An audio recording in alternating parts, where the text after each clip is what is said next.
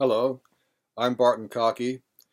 Welcome to thesacredfury.com, the website devoted to the book that my wife and I recently wrote, The Sacred Fury.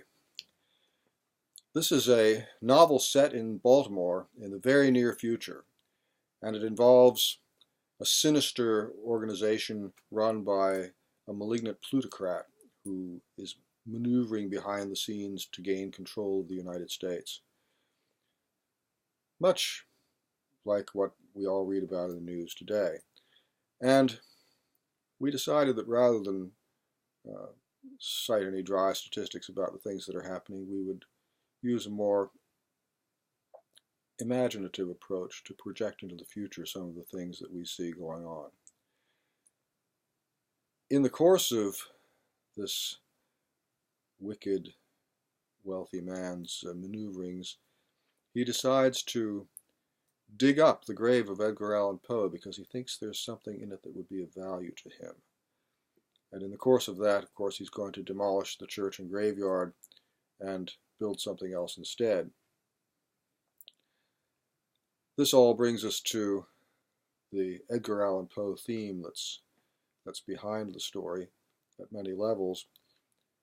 I chose Poe because, for one thing, he's one of my favorite writers, and also because, in addition to having a rather macabre sense of humor, he was primarily a humorist.